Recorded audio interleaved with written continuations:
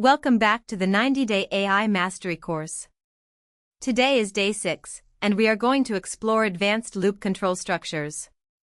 Previously on day 5, we learned how to repeat blocks of code using while and for loops. However, in professional software development, you rarely want loops to just run blindly from start to finish. Often, you need to react to real-time events and data conditions during execution. Today, you will learn to use the break statement to exit loops immediately when a condition is met, and the continue statement to skip specific iterations. We'll also cover strategies to prevent infinite loops, master nested loops for traversing 2D grid coordinates, and write 2 practical projects, an early termination search tool and a tabular matrix multiplier. This will make your programs much faster and highly optimized. Let's get started. Let us start with the break statement. The break statement is your loop's emergency exit. When Python encounters the break keyword inside a loop, it halts execution on the spot, ignores all remaining lines of code inside the loop block, and jumps immediately to the first line of code located below the loop structure. This works in both for loops and while loops. In real-world applications, the break keyword is absolutely critical for performance optimization. If you are scanning a massive database of 1 million products searching for a specific barcode, there is absolutely no reason to keep searching after you have found it. Using break skips the remaining hundreds of thousands of records, saving precious time, system resources, and CPU power. It changes a full linear scan into a highly efficient search process. Here is a clean code example demonstrating the break statement in Python. We define a list of odd numbers from 1 to 11 and start a for loop to scan each one. Inside the loop, we print a checking message, then use an if statement to test if the current number is 7. When the loop variable is 1, 3, or 5, the condition is false, and the loop prints the checking message and proceeds to the next iteration. But when number is 7, the condition becomes true. The code inside the if block runs, printing found 7, and hits the break statement. Instantly, the entire loop terminates. The numbers 9 and 11 are never checked. Python jumps straight to the end and prints search has finished, proving that the loop was exited prematurely. Next, let's look at the continue statement. It's common to confuse break and continue, but they behave very differently. While break exits the entire loop, the continue statement only exits the current iteration. When Python encounters continue, it skips the remaining lines of code directly below it in that loop block, and immediately jumps back to the top of the loop to begin the next iteration. If it's a while loop, it re-evaluates the Boolean condition. If it's a for loop, it advances to the next item in the sequence. You use continue when you want to skip specific items, like empty records, duplicate entries, or negative values, while keeping the overall loop running. It acts as a local filter inside the iteration process. Let's review the continue statement in code. Here, we write a loop to print odd numbers between 1 and 5. The loop iterates through range 1 to 6. Inside, we have an if statement checking if the number is even using the modulo operator. If the number is even, like 2 or 4, the modulo check evaluates to true, and the continue statement executes.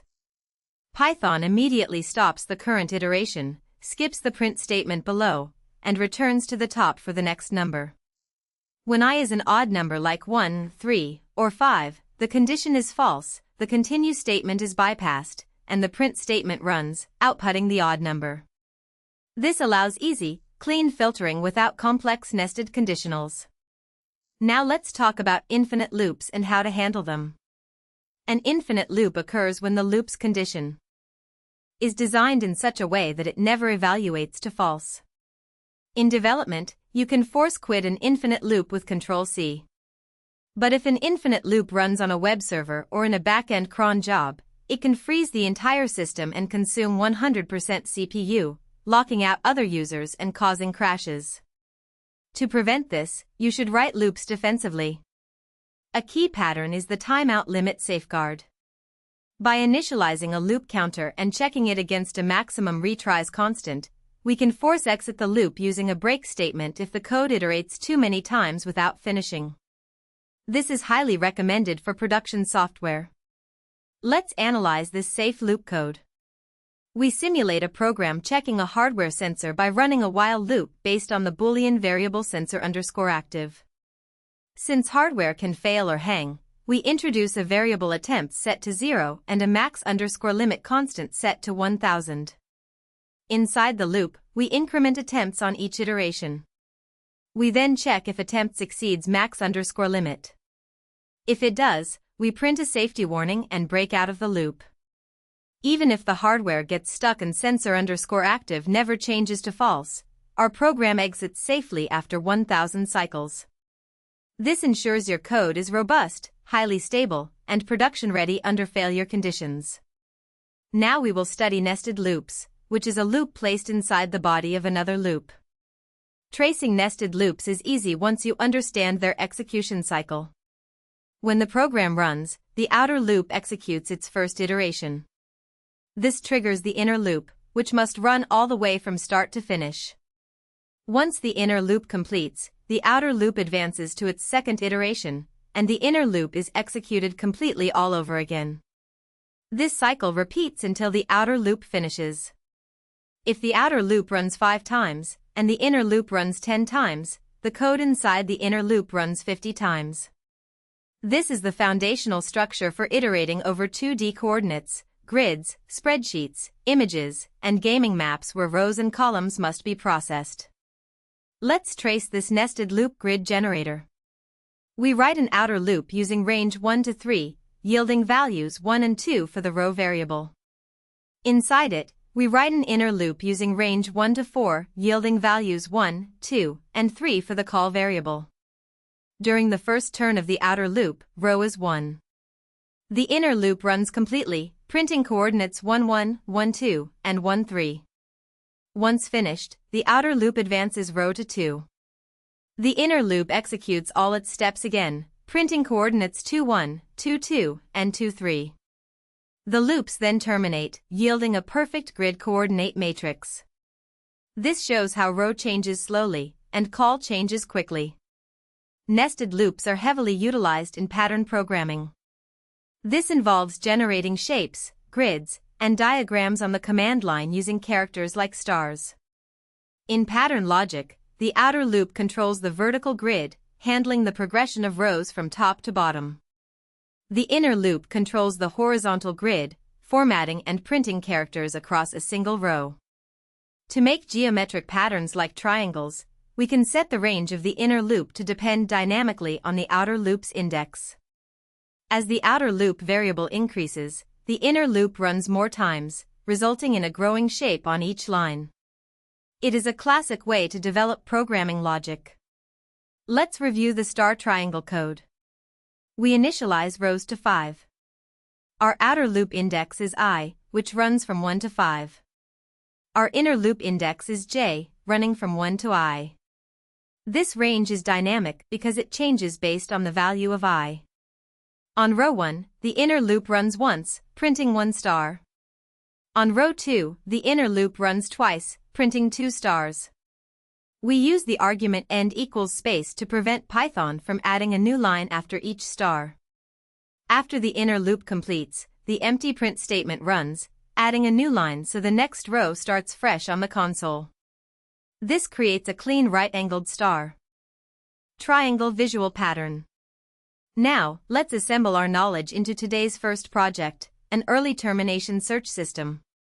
In search databases, looking through records after a match has been found is a waste of processing cycles.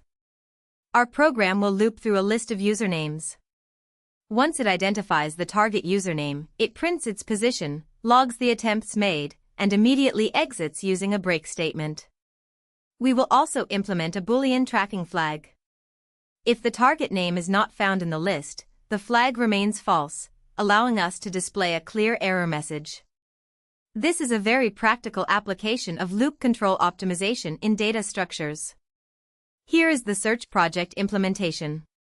We have a list of names, a target string Charlie, and a Boolean variable found initialized to false. We loop through the list using enumerate, which yields the index and the username. On each iteration, we output the scanned username. Inside, the if statement checks for Charlie. It scans Alice at index 0, then Bob at index 1. On index 2, it matches Charlie, prints the success message, sets found to true, and breaks. The loop stops immediately, completely bypassing David and Eve.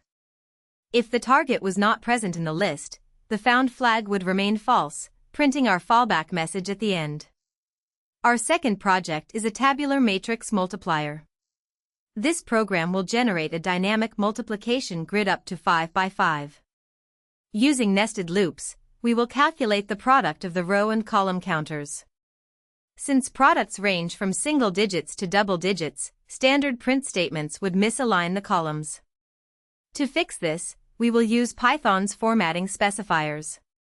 By reserving 3 spaces for every number, the rows and columns will align perfectly, creating a clean spreadsheet layout. This helps in understanding 2D matrix storage and print alignments.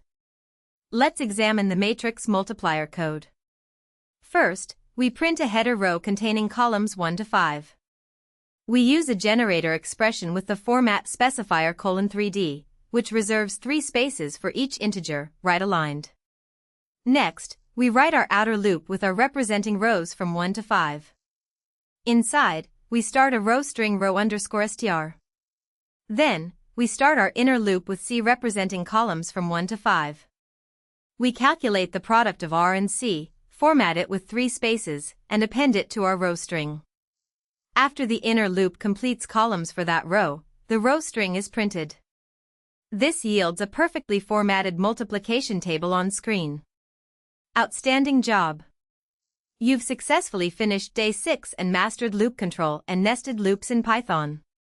Let's do a quick review of today's key concepts. First, use break to exit a loop immediately upon meeting a condition, preventing unnecessary runs. Second, use continue to skip specific records while keeping the loop running. Third, always design safety counters in while loops to prevent dangerous infinite execution loops. Fourth, nested loops are perfect for grid coordinates, multidimensional structures, and shapes. Tomorrow, on day 7, we'll apply these loop control techniques to program 2 classic math algorithms, factorials and the Fibonacci sequence. These are highly popular interview questions, so be sure to check it out. Don't forget to like this video, subscribe to the channel, and test these examples in your local editor. See you tomorrow.